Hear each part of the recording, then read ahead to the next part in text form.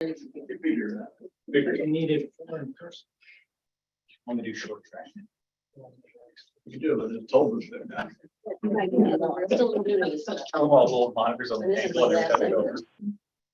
And last time. Easy. Yeah. Yeah. I'm having this January. Yeah, you want to. Right, right. I don't know what you- Yeah. Hopefully I'll be grounded somewhere. We're driving. Yeah. All right. Welcome back, everybody. So next up is 3A information for the public. The only thing that's in there is a letter that the board sent to the boards of the town of North Elba and the village of Lake Placid. We did this to help support the community's efforts to provide some alleviation of the housing crisis, which has affected our enrollment and also our ability to hire qualified candidates that can't find a place to live. So I'm going to read that letter now. So it's a matter of public record, but it's also in information for the public. To the boards of North Elba and Lake Placid. Lake Placid, we, the Lake Placid Central School District Board of Education, support the efforts to prioritize the future of our community by establishing regulations for short-term rentals. While there may be other contributing factors that have led us into the current housing crisis, this represents an important first step. Our district has not been immune to the effects of the housing crisis. Each year, we see fewer and fewer students returning to our schools because their families cannot find homes in our district. It is increasingly hard to fill team rosters, clubs, extracurriculars, and classrooms. As a result, our students are denied opportunities for success, learning, and new experiences. This is unacceptable. This crisis has also made it more difficult to find applicants for positions in our schools. While we were fortunate to start the school year fully staffed, it was by a narrow margin, and we will not be so lucky in the future. Open positions field few applicants, as many are unable to find suitable housing within a reasonable distance. When you are considering what version of these laws to pass, it may seem trite, but think of the children. Whatever decisions you make, your chief consideration should be how it will affect the community or the children of our community. Will this law help our children by increasing enrollment so that their programs will have enough participation to continue? Will these laws enable the district to hire the best teachers and staff to educate our students? Will these laws preserve our community, a community that so many of us have benefited from for future generations? We understand that you will have difficult decisions to make in the coming months, but we implore you to stand firm in your responsibilities to the community. As a school board, we do not have the ability to effect change needed to reverse our declining enrollment, but you do. Respectfully, the board. So that went last week to the both respective boards. That brings us to 3B for the good of the cause. Is there anyone here who would like to speak?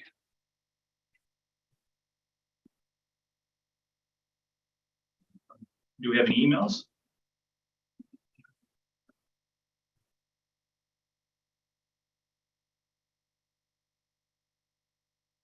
No. Okay. All right, so that brings what? I do. Okay. Need a copy.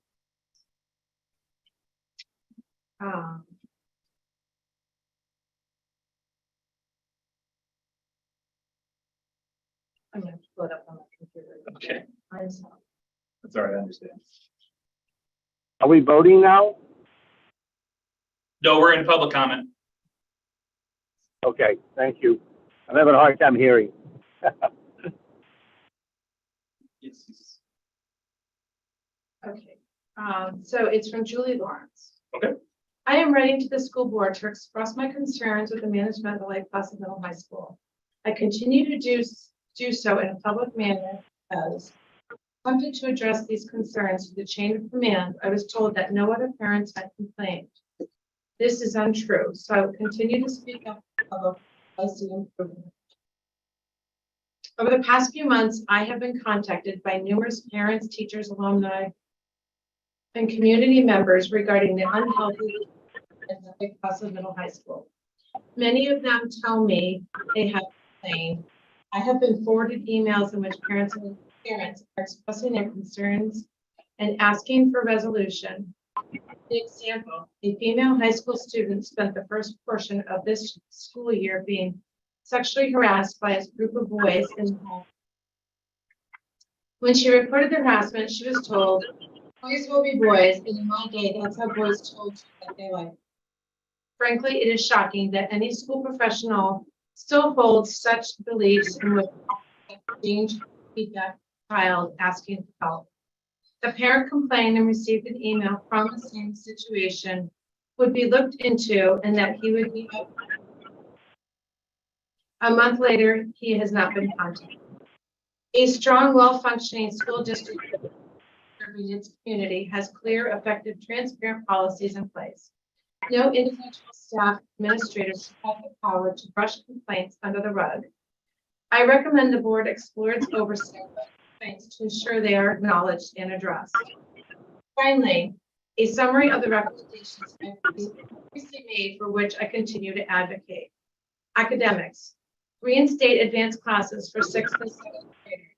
Just as students who are struggling may need extra support, students who excel need additional challenges. Students get counsel. Expand high school student council to include 6th, 7th, and 8th grade students, allowing middle school students both the ability to advocate and a place to learn how to do so. School climate. A healthy school climate begins at the top. Provide administrators with a framework and tools for communication and interaction with the staff. Set an expectation of respect and cooperation rather than power and control. Administrators who are incapable of respectful interactions and leadership can be reassigned to non-supervisory duties. Build an environment where staff feel safe. Discipline. Explore implementation of conscious discipline. An evidence-based program which teaches adults to model the behaviors they wish to see in children and provides guidance on trauma-informed discipline. Update disciplinary policies and eliminate shame, intimidation, and threats against our children. Policies. Update Board of Education policies to how interests are handled when compared to or living with school staff. I and many others in the community are in progress areas. Okay, thank you very much. And I will copy and I will paste that into thing later. Okay, perfect, thank you. Do we have any other emails? All right, that brings us to 4A.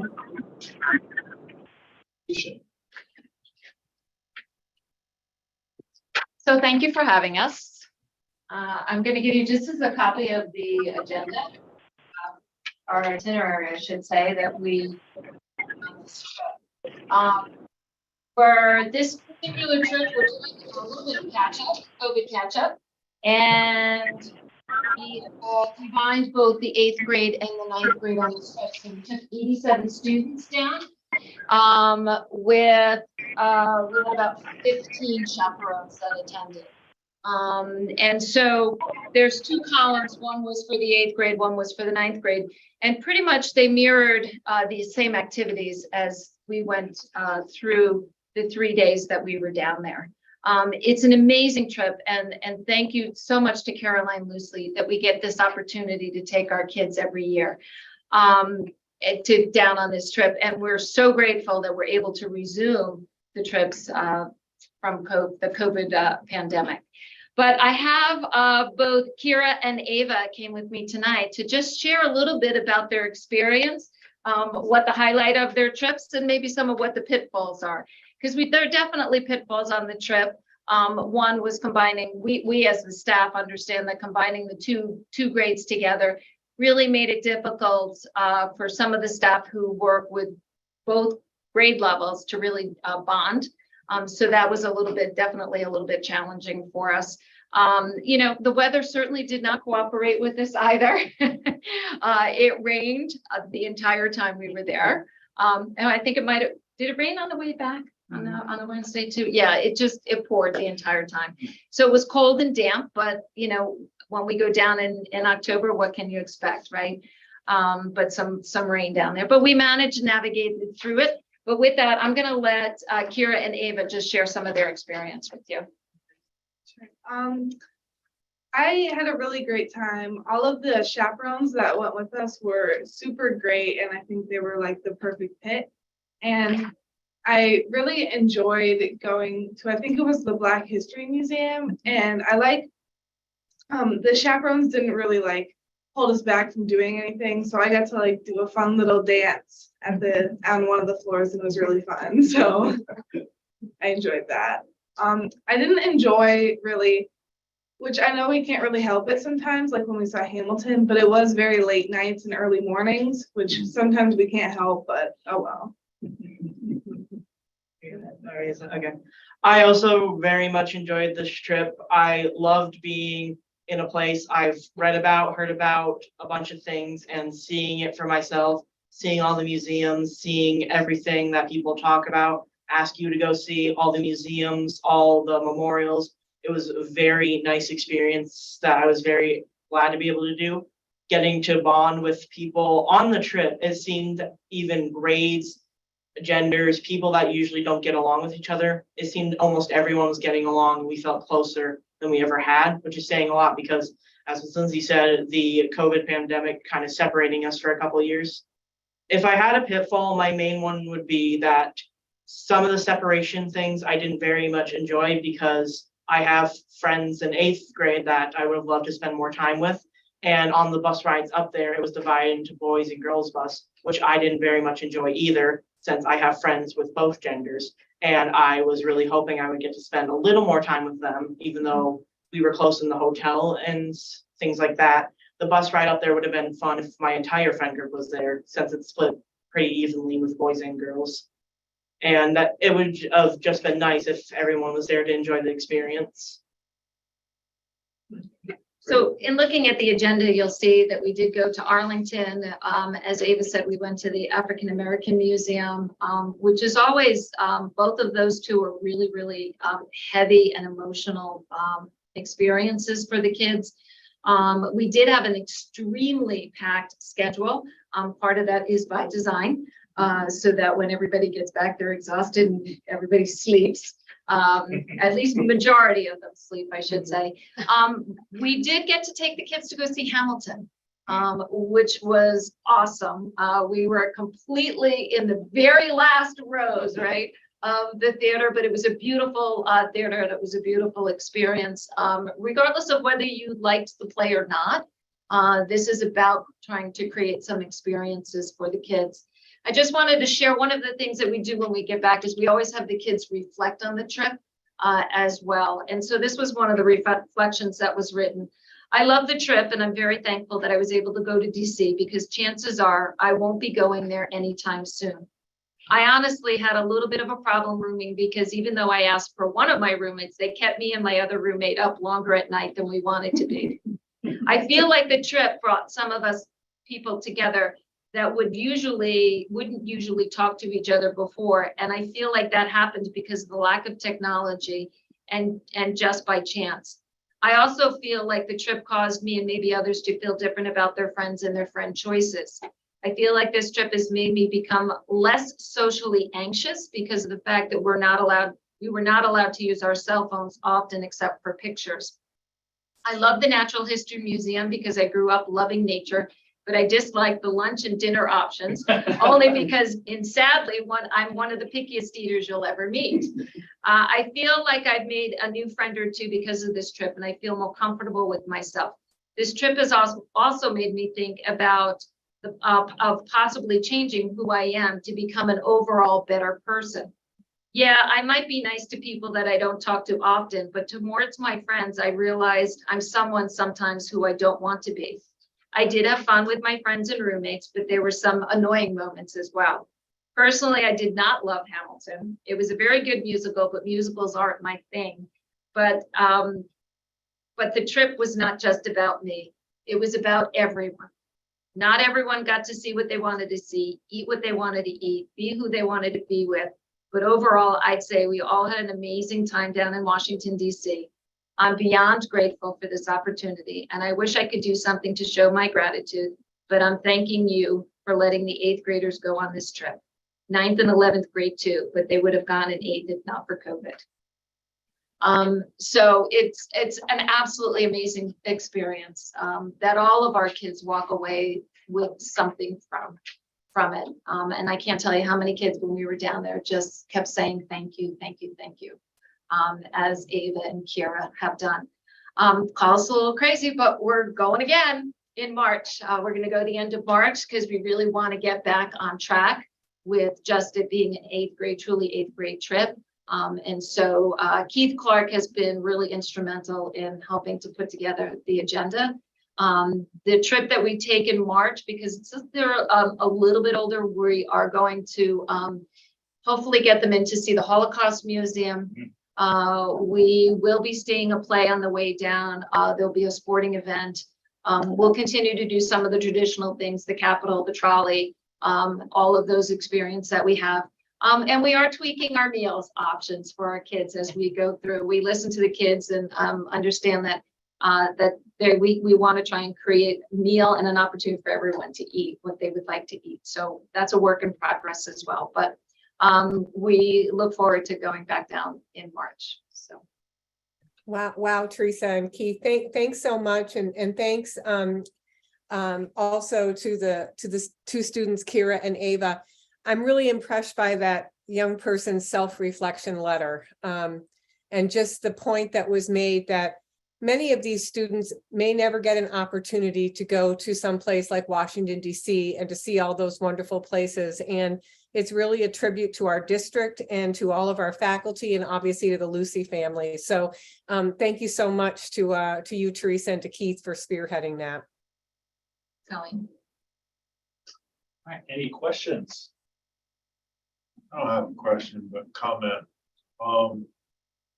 I'm Dan Marvin. I have a daughter that's a senior this year. So my son graduated 2 years ago, and I was fortunate enough to be a chaperone for both of them on this 8th grade trip. Been a whirlwind packed trip, late nights, early mornings.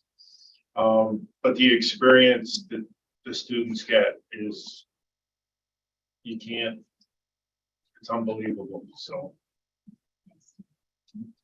So my question to the two of you, favorite part of Hamilton? All of it. All of it. Was there one song that stuck out live that was different than hearing like a recording? Not That's just really. all good. Yeah, they did very well.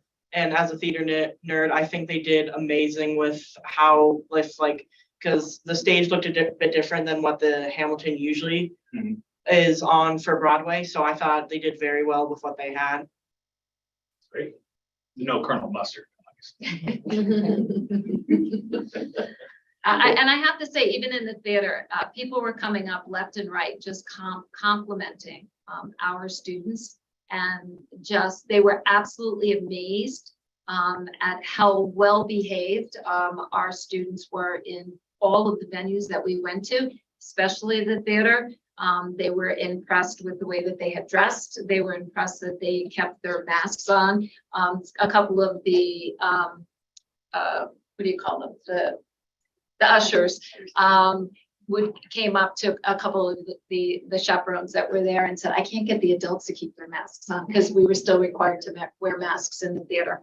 And they were just so impressed with our kids, just all around. So kudos, guys. Great. Thank you very much. Great job. You guys are welcome to see. You're welcome. It's a riveting. Okay. You should stay though. Thank you. Thanks, Karen. Thank you. Thank you. All right, so thank you very much for that report. That was great. That brings us to 4B. Special education program. Thank you, Tim, for You're welcome. making that happen on the board. In- Can I actually, I Will it can do the scroll? mouse if you want, or you can scroll with your hand, and do you want me if I to? touch it, it won't stop working? You want the sidebar here, Sarah? Or do you want the full screen? I don't know. Doesn't matter. Let's keep it because I don't necessarily remember how to do it. Perfect. Great. All right, so I'm a little late. Usually this happens in November, but I had a few things going on when the November board meetings were happening, so. And Sarah, just quickly, sorry to interrupt. Yeah. Colleen and Joan, would you like me to share the screen so you can follow along with Sarah, or would you just like to look on the PDF? Either are fine. It just depends. If it's going to make things difficult, Tim, I'll just look at the PDF. I mean, it might make it difficult. I can pull the other thing up. I'll just follow along with the PDF also. I'll just do that, Tim. Sorry. I'll let you know which part of it we're on. Does that help? Since Yeah, that does. Thank you. it's just the title screen right now. So thank you for having me. I always enjoy presenting annually to the board and I appreciate your time. I'll go over different pieces that we kind of review each year. But if you have questions along the way, please feel free to ask. So this is just an annual special education overview. So I'm just going to move to the next slide. So slide 2. And so this is just an overview. You see 4 years of a population overview for us. And so it's broken down by general education, students with disabilities, those would be students with IEPs, and then students with 504 plans. And so overall, right now, about 19% of our students are identified with students with disabilities and have an IEP. And then about 6% of our students right now is currently are 504, which means 75% of our students are in general. We go to the next slide, slide 3. So K through 12 instructional staff. You can say it hasn't changed much over the years. There have been a few slight changes. You can see we went from 10 to 11% for the teachers.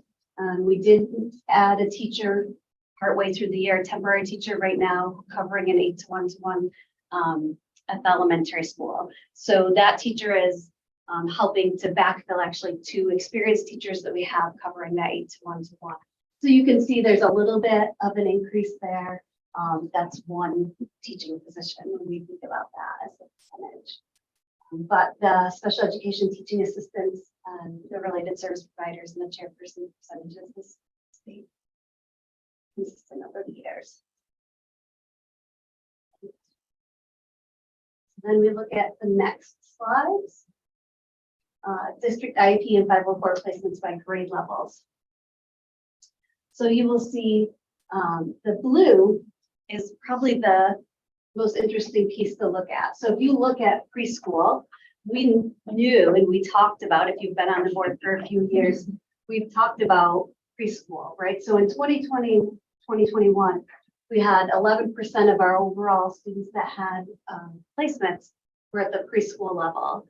And then we had students come in to kindergarten in 2021, 2022, and then we currently have, so we're kind of back, usually it is right around that 4%. This was a big, you could see this group coming in had some needs. So when we look at kindergarten over the last few years, or from that preschool to kindergarten transition, we could see that there were needs that were coming. The creation of the 8-to-1 was for that elementary level. When we created that early in the year, we knew that we may need to do something creative for them as they were coming through. So between last year and this year, well, between these 2 years, they're about the same, but this group has kind of slowly made its way into the elementary, which you can see impacts that green slice, which is the elementary school for percentages. And then and then we have 60% of our students with plans at the high school level. And ungraded are students that may be here until the age of 21, so they fall under an ungraded category. Sarah, can I ask a quick question?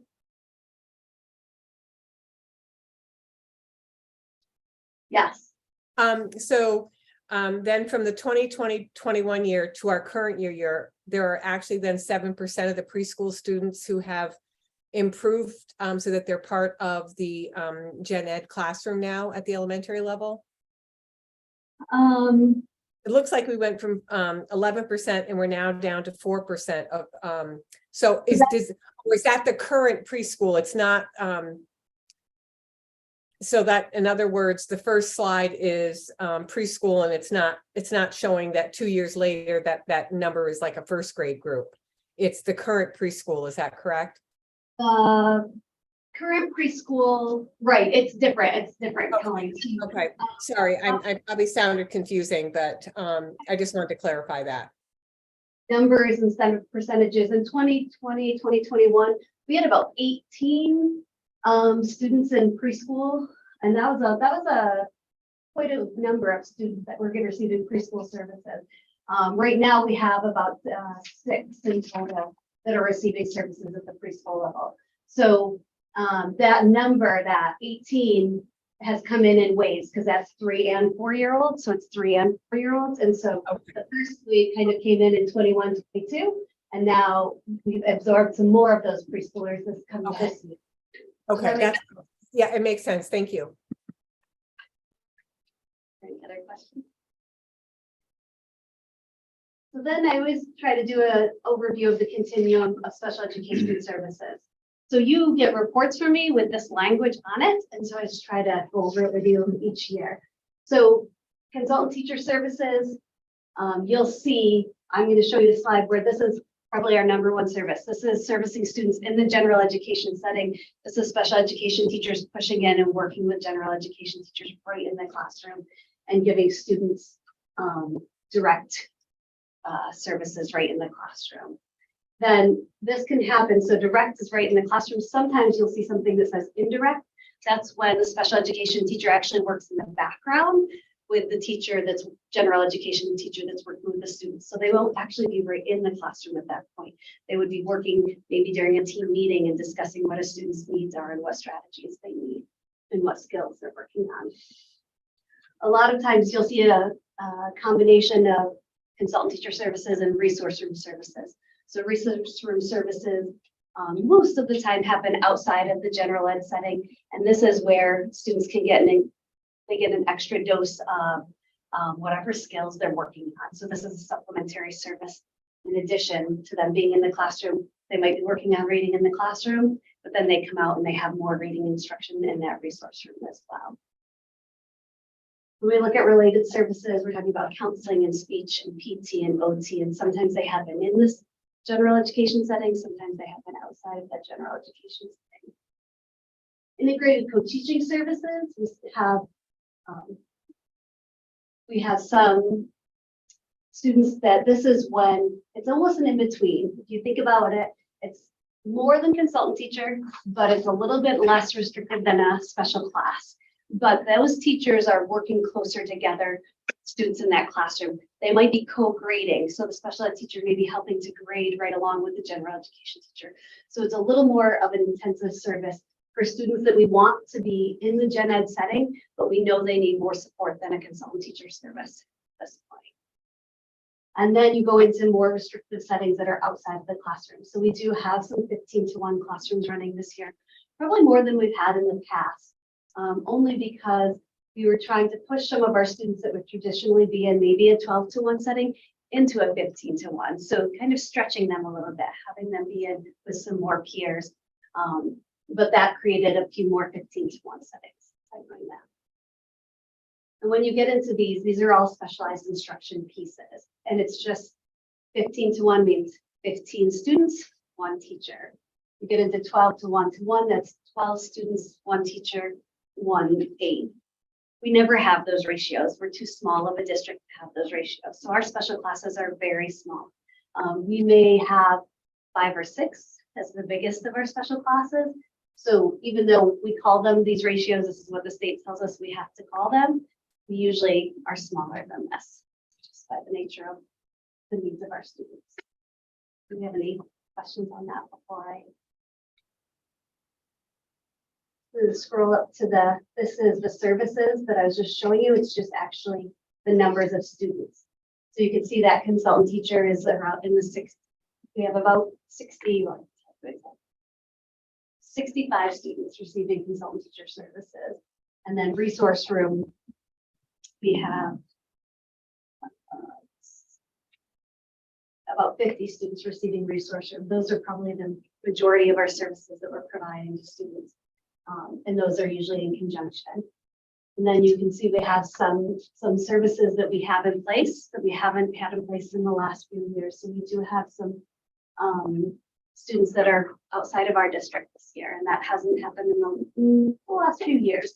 But we do have some students outside of the district. We also have a student so students can be placed residentially by the school. They can also be placed residentially by other agencies. And so we have a residential placement that came through another agency too.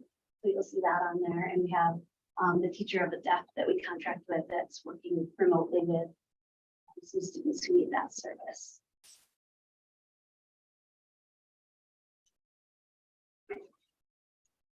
There are 13 classifications for students that have an IEP.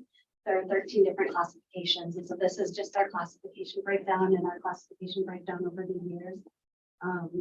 Autism classification does seem to be steadily increasing as we go over the last 4 years. Learning disabilities has trended decreasing some. And then other health impairment is another one where this would be a student that may have ADHD or some other type of health and medical needs. That's what OHI stands for though. And you can see our preschool numbers. Again, that slide reflects that drop with preschool. Is the increase in autism, do you think is that due to like a difference in classification, or is that just purely a numbers? I think that just as a society, we're just becoming more aware of that different people may end up at the spectrum, right? Right, So broadening I that think definition. once that spectrum piece came in, you see that definition broadening. And so we have students that are on that spectrum, students that have significant needs and require a significant amount of services, and then students that are receiving consultant teacher services, but also have some supports because they're on a different part of that spectrum.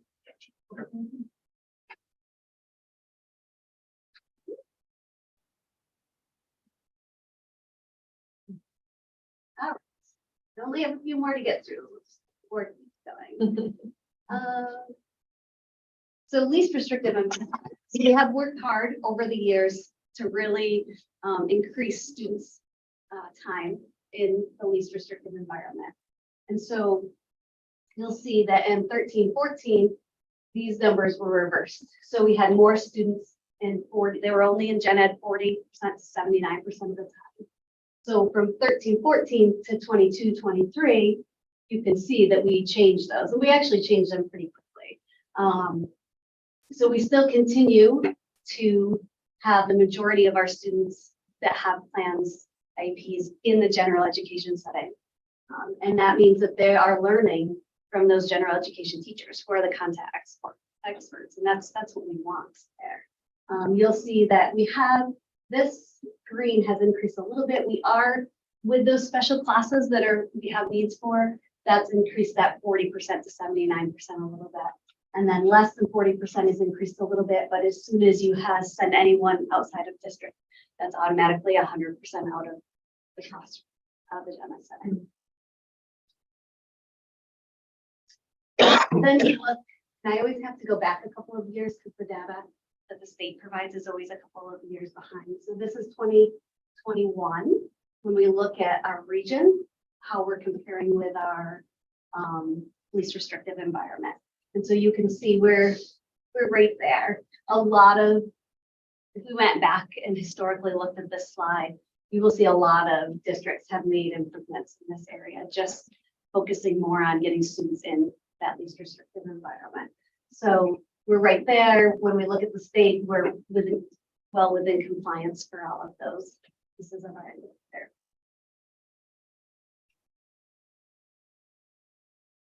Then look at this. So this slide focuses on students that completed. So students that were on the stage last year are seniors. So 80% of our, 82% of our seniors were general education students.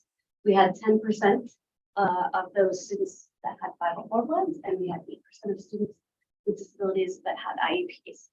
When I looked at this group, all of these students received Regents diplomas. So that's not how it is for you, but that's how it was last year. That's nice to look at. Yeah, that's great. There's also,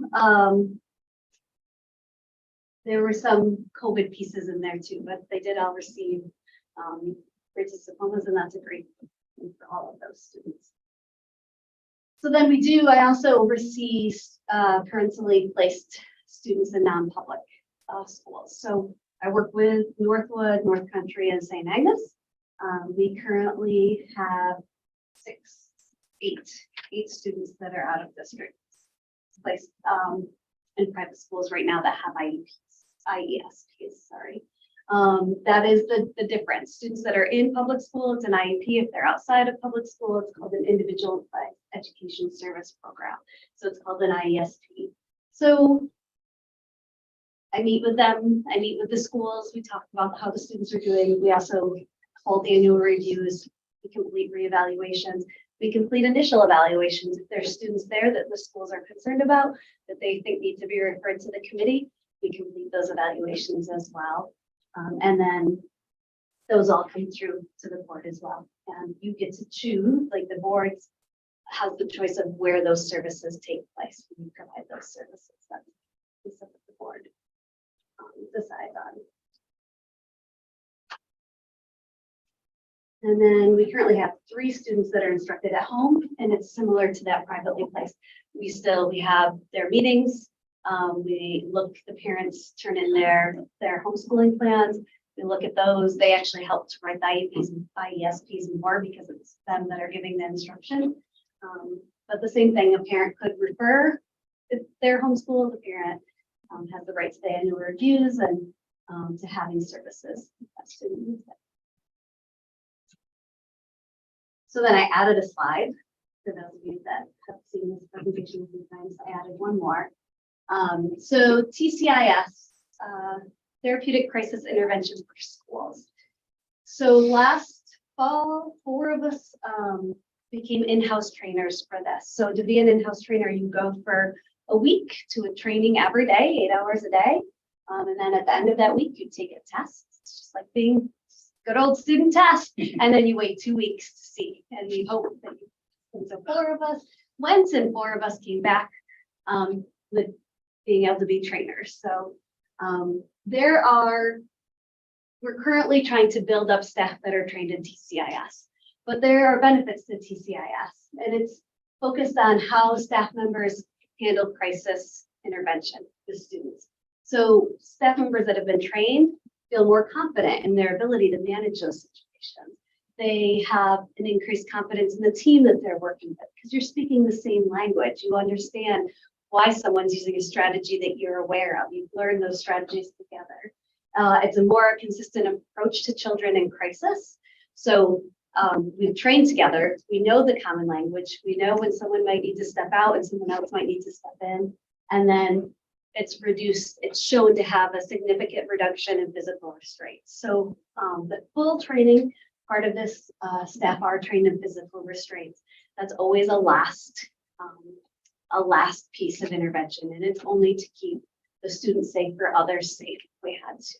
But that is a piece of this. But it has been shown that when the focus is on the de-escalation pieces, and so by using those de-escalations, you actually reduce the physical restraints, even though that's part of the training. So we had 9 fully trained staff when we walked in September.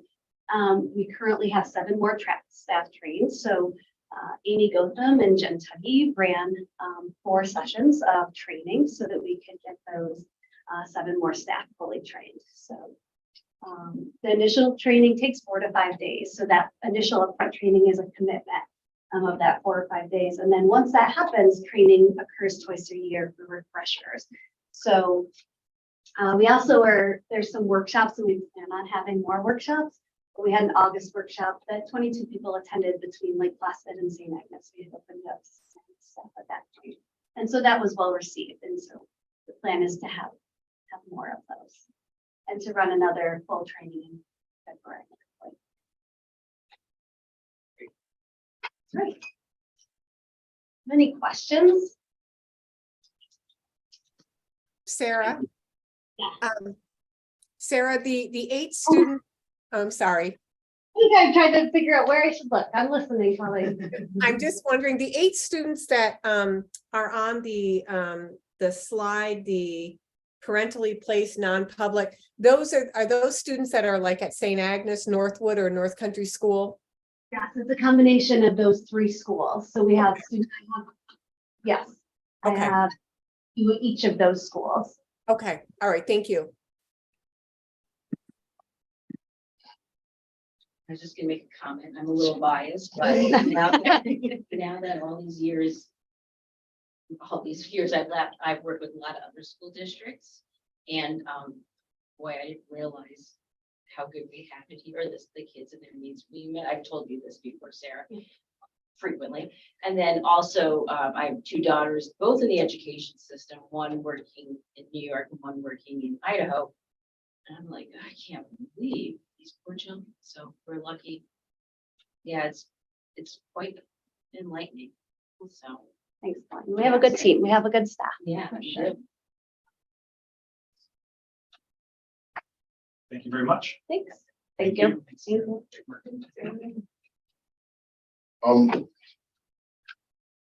I'm probably speaking out of turn. I know I'm speaking out of turn. Is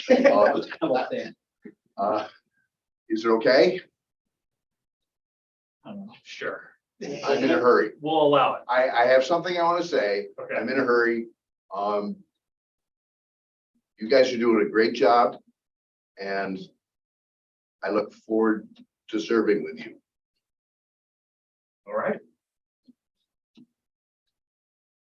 So you're right. Well, we'll always make time for praise. And that's great. Should have led with that, you know.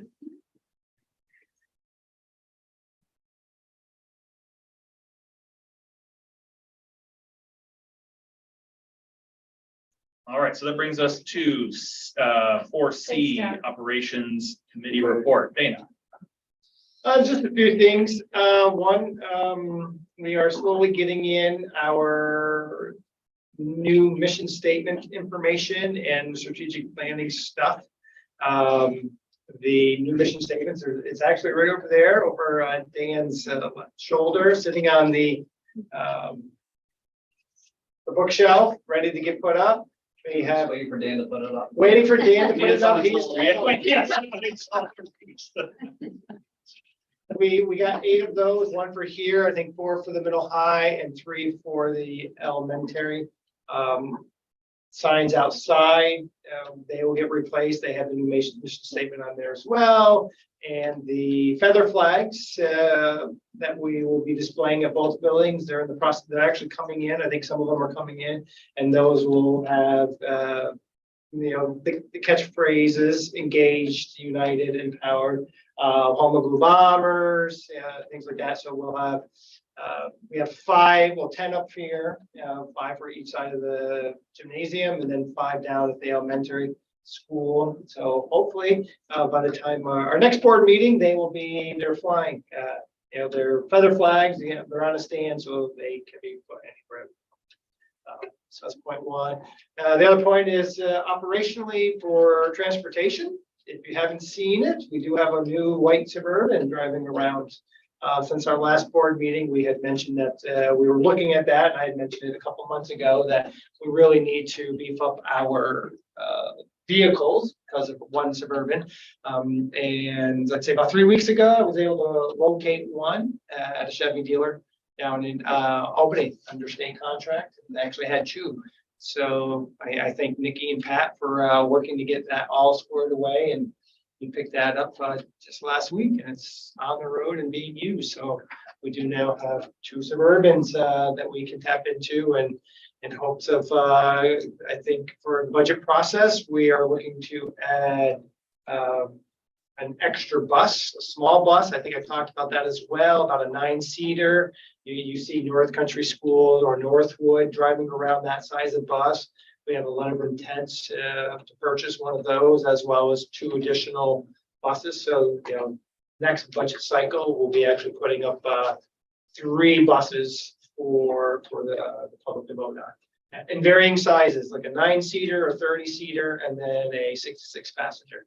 Again, we're adding, this was normally a 2-bus cycle year, so we're adding that smaller bus for again, so that we can beef our vehicles up, so that we can, if we're gonna be transporting students outside the district, we want to be able to have vehicles that we can use, as well as coaches can drive the small bus if they need to, or staff members, if we're short of drivers or as such. So that's the whole reason for it. Great. And the last part is we are in the final stages of having all of our buses being able to be tracked GPS wise. So that was installed before break. Nikki went through the training. When I looked this afternoon, they were live. So I could see 7 buses moving around the district on the software.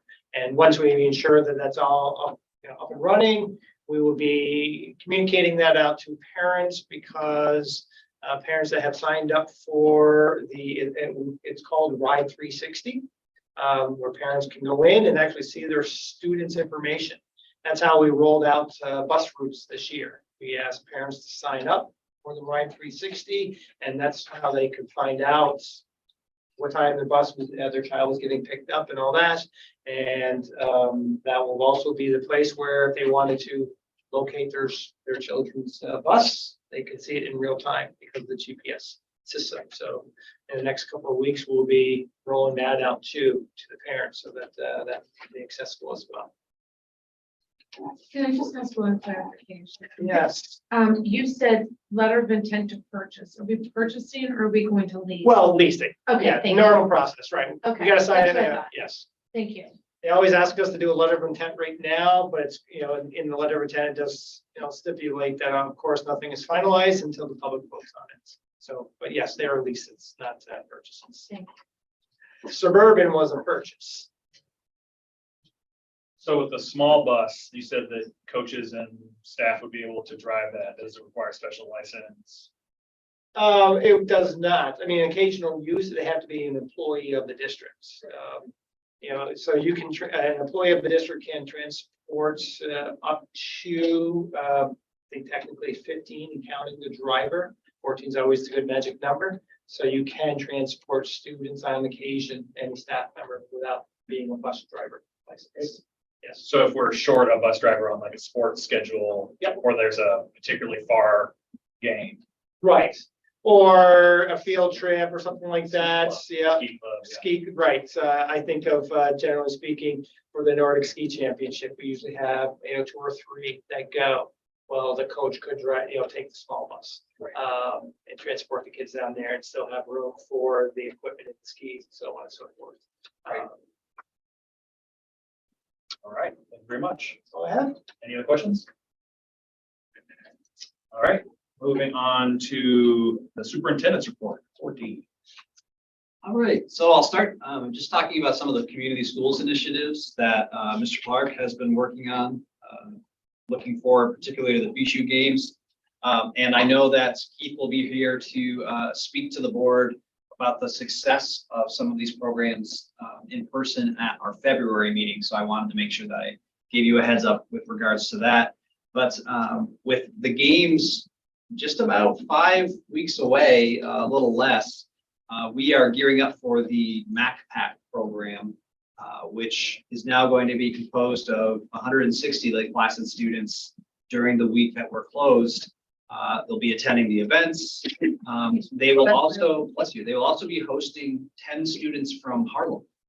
And these students will, they're being sponsored by one of the big supporters, sponsors of the games. And it's an exclusive opportunity program for them to come and witness international competition. And so we're going to have an opportunity for our students to get to know some students who go to school in an entirely different setting. included in that program, our 4th grade classes are going to be partnering with the International Press Corps. And they're going to actually attend and cover events for publication throughout the game. So that's taking place with Miss Stratford's class. Miss Smith, we're very excited with the work that they're doing on that. And also we started our open gym program at the elementary school. This week we have our 5th and 6th sessions. So far, we've had about 30 students attend after school hours to participate in open gym. They played floor hockey, shot hoops. They've done a whole bunch of things, but all able to come into the building for free under the supervision of school staff through our community schools program. So those are just some of the things that community schools is up to, but really making great progress. In the career and college readiness track, I've spent a lot of time over the past few weeks working with the Adirondack Foundation and the regional workforce development boards. And we're in the early stages of planning a regional career jam. This is something that began probably 5 years ago in Watertown and has been a real boon to the economy of Fort Drum and in the Watertown area. And it's for 9 through 12 students. And there are apprenticeships opportunities at this event. Think of it as a giant job fair. The students from all of the trades and the BOCES programs, they actually have a signing tables where they can literally sign on for a job upon graduation. Some of them even have bonuses based on the credentials they've earned. So this event, we are anticipating to have 2,000 students attending from the region. And right now, Lake Placid and Plattsburgh are the two locations that are being proposed for this to take place. It's a single event. So I am doing my best to see that this event takes place in Lake Placid to reduce our transportation costs, Mr. Wood, if nothing else. But certainly to have ease of access and potentially, to have it in as stately a venue as in the middle of the AV rink would really be fantastic for students this May. So that's the college and career jam that we're making good traction. Also at the state level, our 2 tech integration specialists at the elementary school and the middle high school, Carissa Maryhugh at the middle high school and Jason Leon at the elementary school, they attended the New York State Association for Computers and Technology Education Conference. Now, the acronym is NYSCATE. And NYSCATE is pretty much the premier event in technology and education in New York State. And to our credit, and as something that's emblematic of the quality of our staff, Carissa Maryhugh presented at NYSCATE. So we're talking about presentations from the Big 5 regions and all of the other schools around the state. And Carissa represented our district quite profoundly, did an excellent job. So kudos to Carissa at that.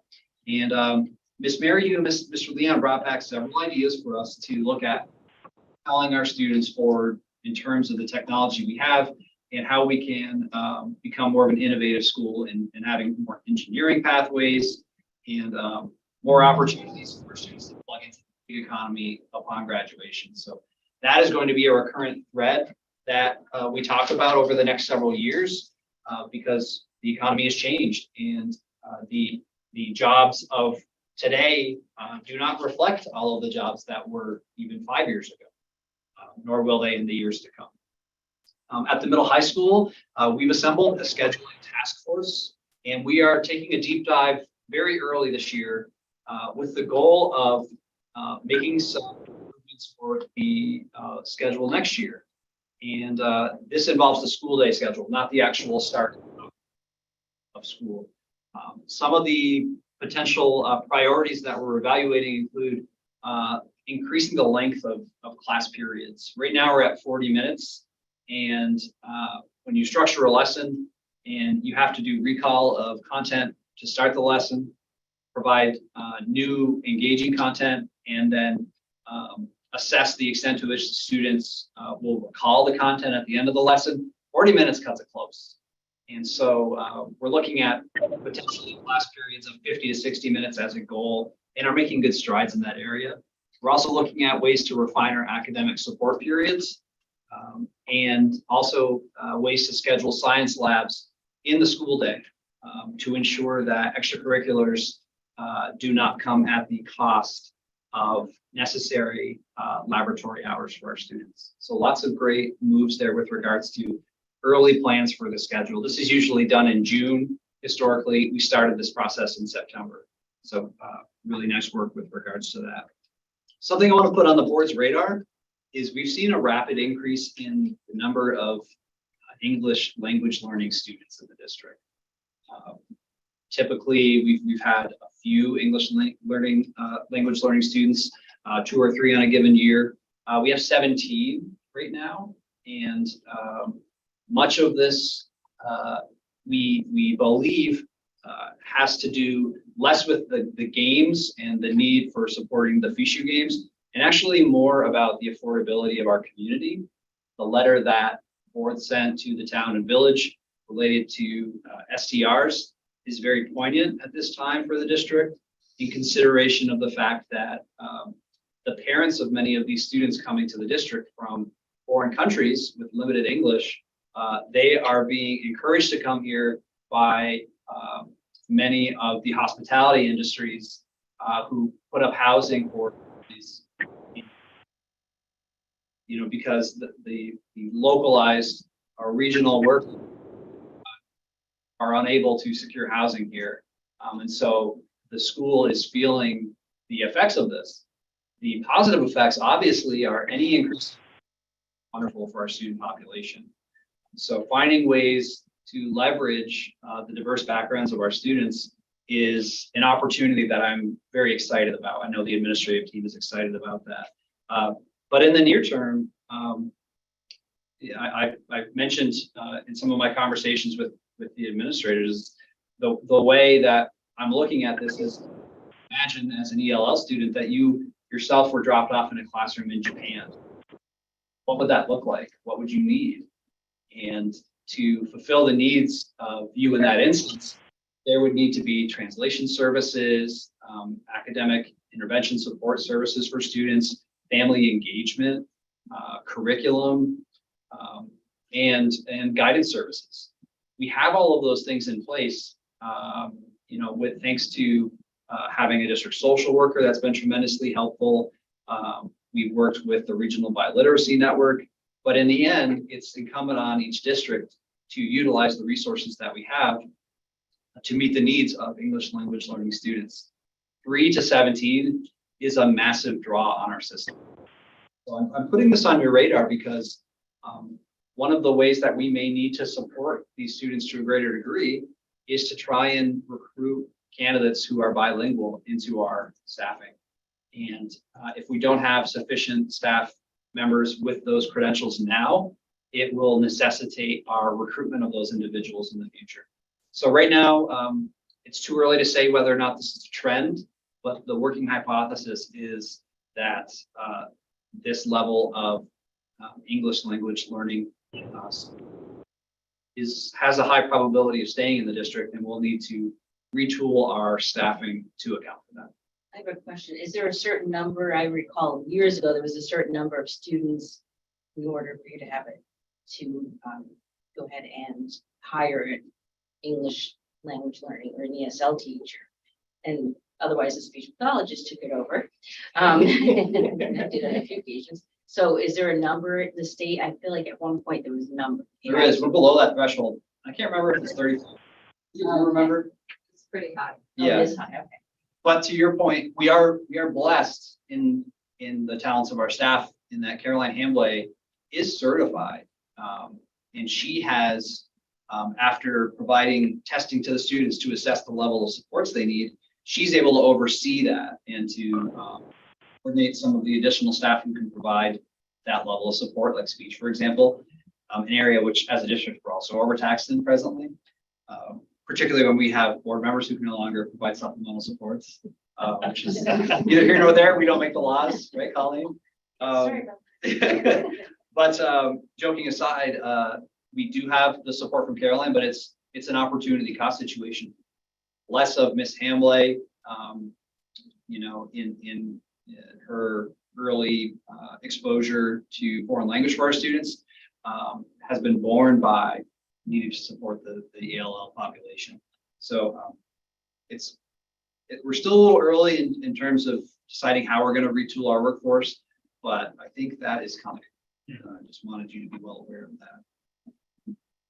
Also, we're working on our strategic plan.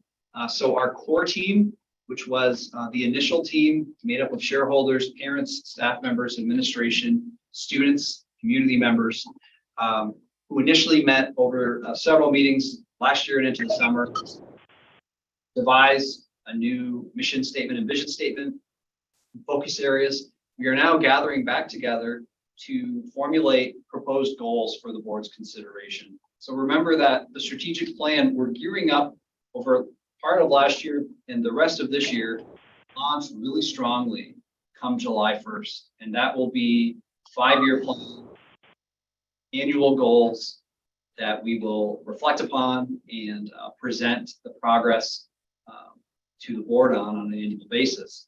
And so that strategic team, we actually lost our student representative who graduated. And so thanks to Ms. Lindsay, we have 2 new students who have joined. Some of the focus areas that you may recall that we're going to be formulating goals for: student voice and experience. And so obviously having 2 students present for those discussions is integral to that. We're also focusing on academic excellence, innovation, just some of the areas that we're trying to formulate goals on. And you may recall last year we sent surveys out, anonymized surveys to community members. We also surveyed all students in grades 4 through 12 and all staff. And we had over 350 responses total, I believe, all anonymous surveys. And that data will now form the basis of our baselines for how we establish goals in academic excellence, in innovation, in student voice and choice.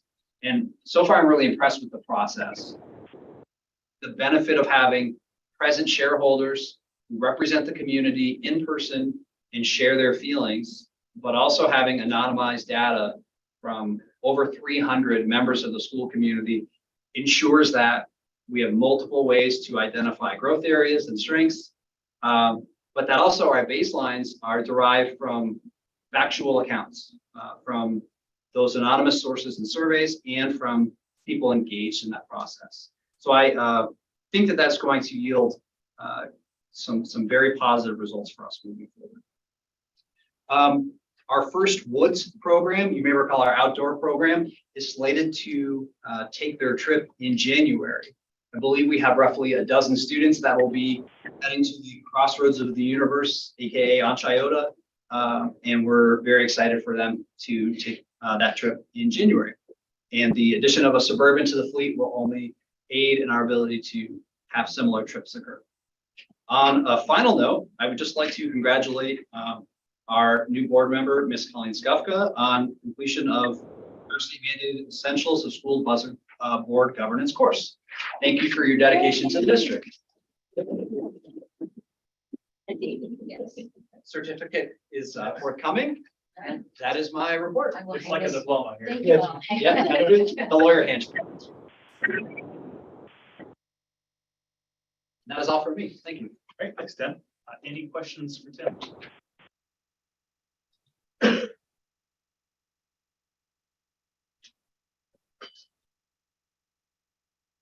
So that takes us to information for the board.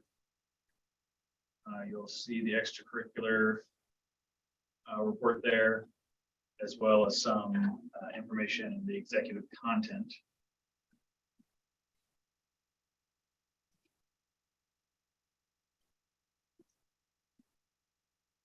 So please consider that, especially with the first one.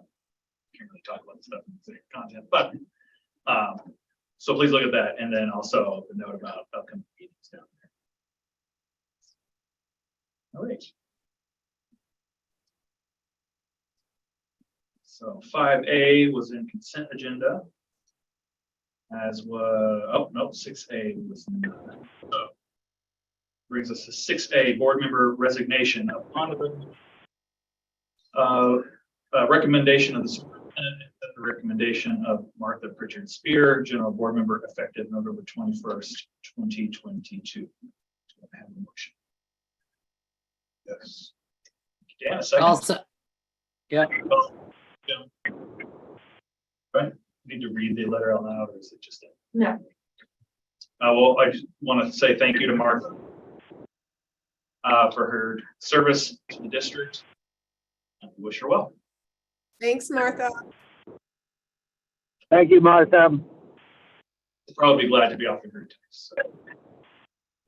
That's buzzing in your phone.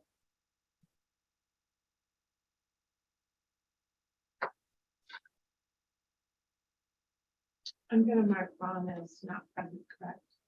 I think he's Yeah. I on. think he might be Well, on. he's Back on the phone. We don't have his visuals. Yeah, I don't think you can vote unless you can say him.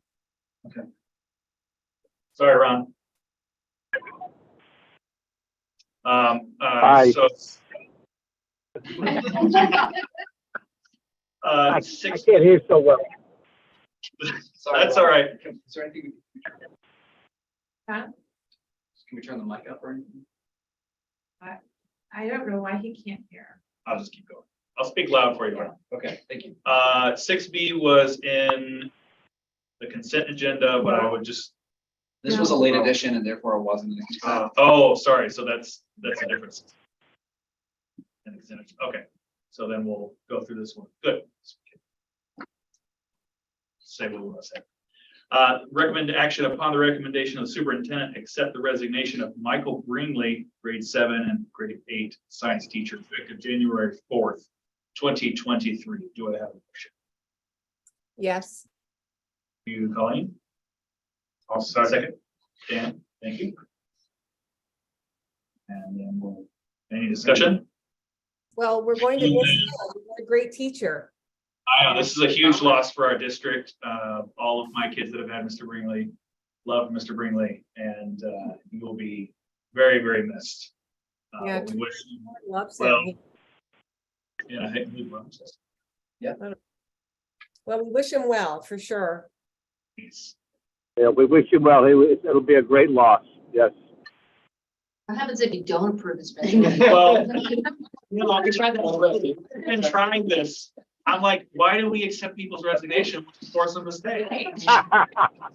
It seems logical, right? I mean, they're asking, but it's, I know, students first and foremost there, Mr. Brinkley. I guess we could have used the word acknowledge. That's true, yeah.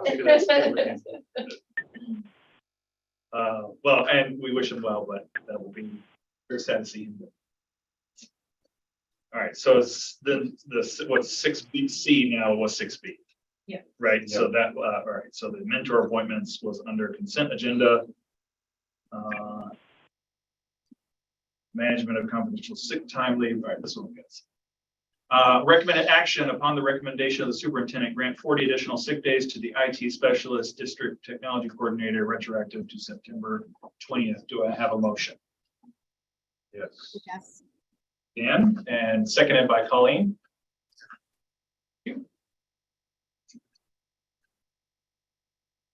And then any discussion? I will just, oh, go ahead, Colleen. I was just curious, do they have to pay these sick days back, or we give them to them, correct? So yeah, in some units, there's a sick bank. As a management confidential unit, there is no sick bank, and so this provision in a management confidential contract allows for the employee to request this option of the board without any, without any payback provision. No, I think that's a great thing. And I mean, it is miraculous that he's back at all, and we very much appreciate that. And it's good to Yeah, have him. No, Hopefully he's back to 100% as soon as possible. That's 5 yes. Thank you, everyone. 7A was under consent agenda, as was 7B, 7C, and 7D. All right, good. That brings us to discussion, filling the board vacancy. So with Martha leaving us, we have to decide what to do with this open position. We have some options. And so I guess we just discuss our options here and see which way we'd like to go. Would anybody like to start us off? All the things that- Absolutely. Okay, yeah. I just want to make sure. I get freaked out when it's in executive content. I don't want to be that guy. Does Martha's tenure end in June? Is that when her? Okay, Yes, her term would be up in June. So, all right, so basically our options are do nothing. And let this spot stay empty until the next election. Obviously, that means that we don't have to make any decisions, but also everyone has to show up or we won't be. So the second option is to hold a special election, but that would also incur the cost of an election. But you know, it would also open up to the entire community of any candidates that want to join. And then the third option is to appoint somebody to fill the position until the next election, which will also end at the end of the term. But that's how you also wound up with me, so it's back there. So we could go with the person that got the most amount of votes in the last election that wasn't elected. Consider other. We'll open the floor. Anybody wants to weigh in on this? Quick decision for us. The other thing we did in the past was we had people actually submit letters of intent. Okay, Also, be a good way to come. I think that's how, Joni, that's how you got on the board, wasn't it? I can't hear you. No, I was appointed by the existing board to fill a very short spot. Right, but you sent in a letter, if I recall. They actually interviewed people that round. I do remember going to an interview. I don't remember writing the letter, but that's fine. Yeah, I think I did. If you say it happened, it happened.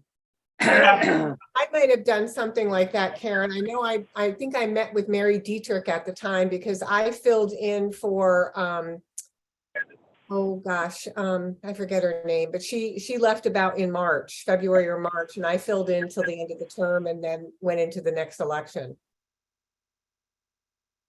Yeah, I mean, I had shown interest. I can't remember if I wrote a letter or not. so if we went with the next biggest vote getters, anybody remember the totals? It Was that Doug? It was reasonably close. There was a huge margin between Doug and the next. How many? About 15? 14, yeah. Okay. Well, I mean, that would be the voice of the voters. But does anybody have any strong feelings one way or the other?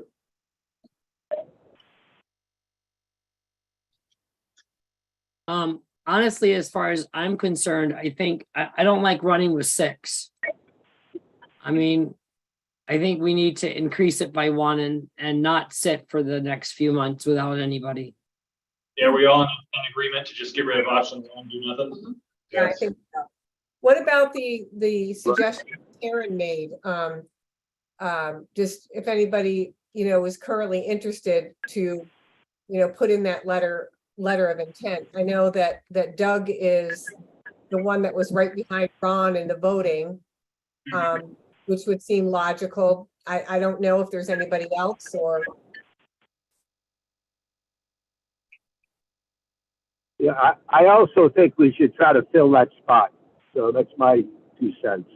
And the idea of getting people to write a letter. Go ahead, continue. So the letter of interest would be one way to go with it for sure. And I think Doug has shown great interest, that he was very close in the vote. So that's a logical person. But other people are interested. We could get their statements of interest and look at it and talk to people, talk to the candidates. Well, I think Karen's got the vote tabulation right here.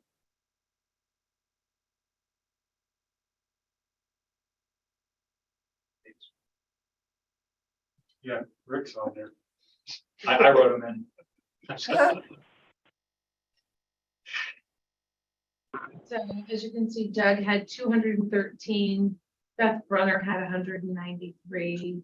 Ron, who is on the board, and Colleen, 224 and 409.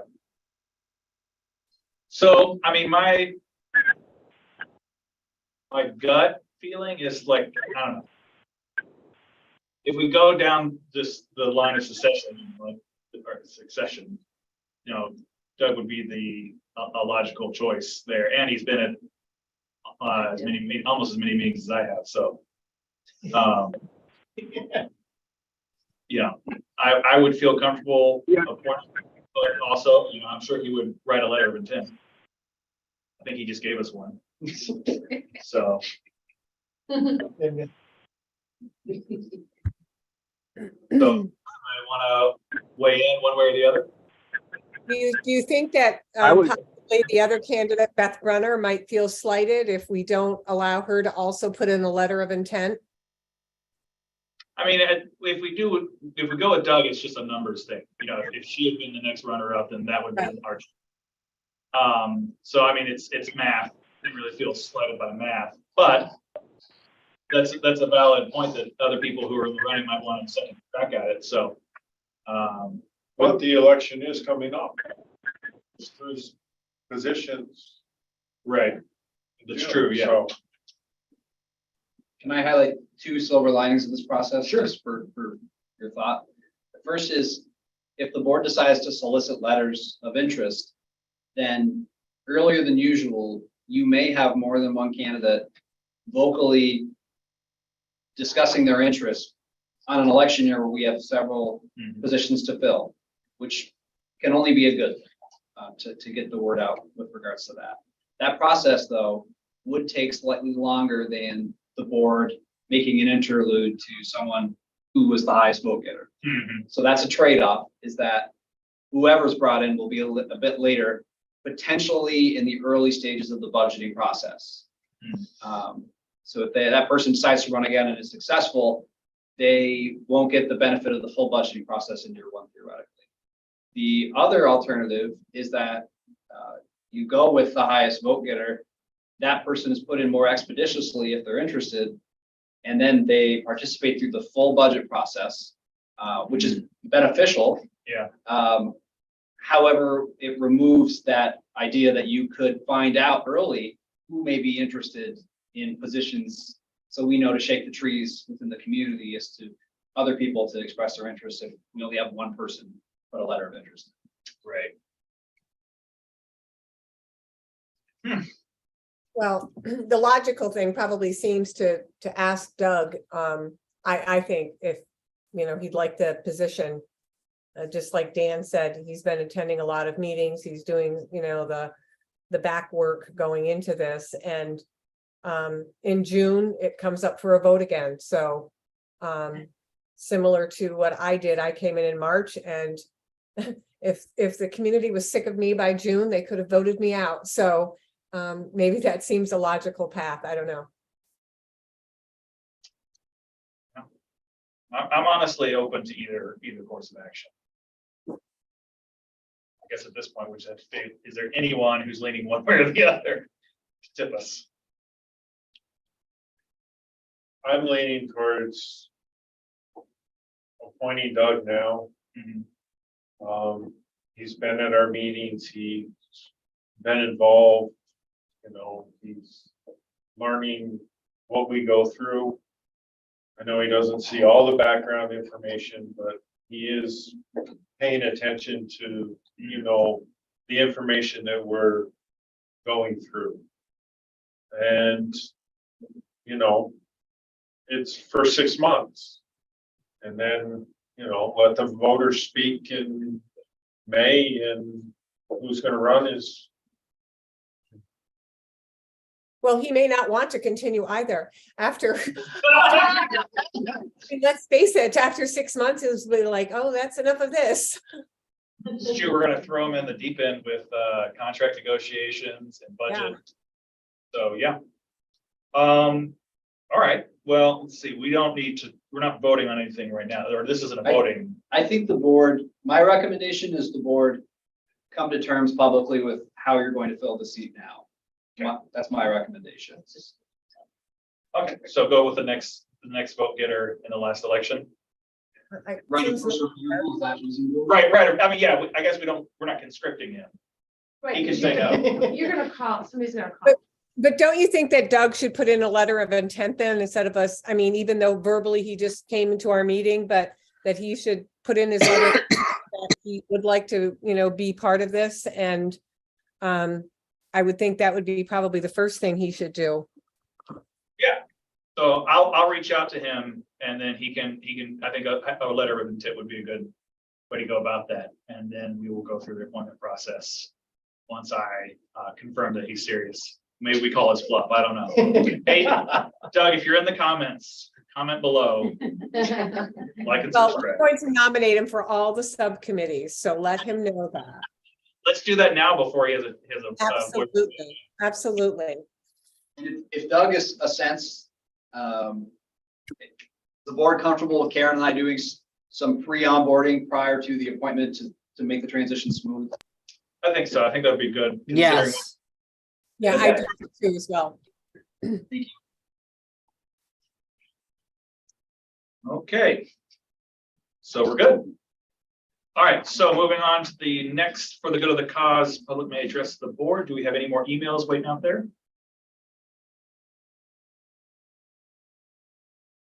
But would you guys have to sign in? Is there anything else? or- I do not have any more emails.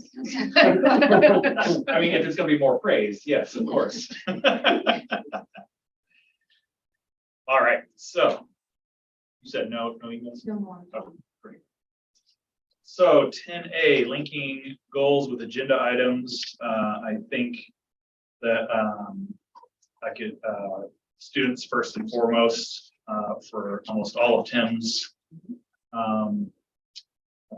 discussion, but also the trip report. I think that is a huge, and obviously, I mean, just what a great experience for our students. And that's just such great. So thank you again to the Lucy family. for Yeah, providing.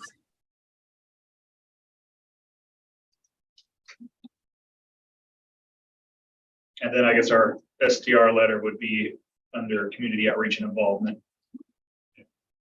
Education, maybe with Sarah's report.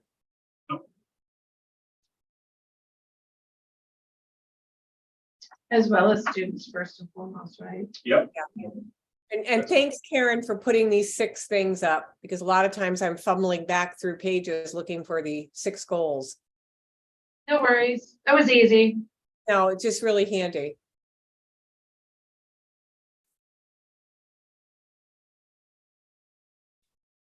All right. Any others? Please get those to Karen. And that brings us to the adjournment phase of the meeting, 11A, next meeting date and location. We have, do we feel the need for the December 20th meeting? We'll have a lot of action items at that time of year, so No, I think we can cancel that one. So then the next one will be moved to January 10th, it says here.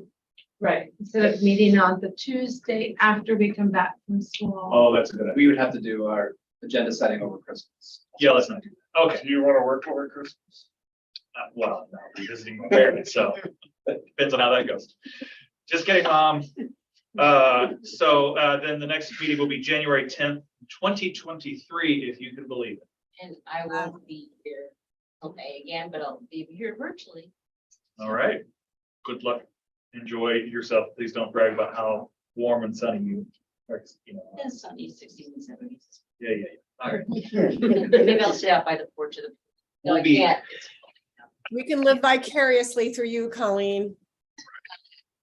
And then January 24th. So will you be back before the hearings and things that we had? We get back the first week of May, Jen, Okay, perfect. Budget hearing Yes, thank unless it's still snow. has to start first. Yeah. Yeah, Oh, yeah, that's good. true. It's bummer. Saw the Nordic team running with ski poles up Cummings Road here, so yeah, we need some snow. Any old agenda topics? Great. Does Then anybody have any new agenda topics? It's missing. it is missing there, but any new agenda topics? All right, then, so that brings us, the recommended action is to, I need a motion to adjourn the meeting at 7:55 PM. Do I have a motion? Yes. Colleen, thank you. Second it. And Colleen, too, second. Thank you very much. Sorry, Joni. So happy holidays and Merry Christmas to everyone. Yes. Merry Christmas, happy holidays. Yes. Merry Christmas to everyone. See you next year, all the dad jokes. All right. Thank you, everyone. Thank you. Thank you. Time. Yeah, we will. Thanks, Ron.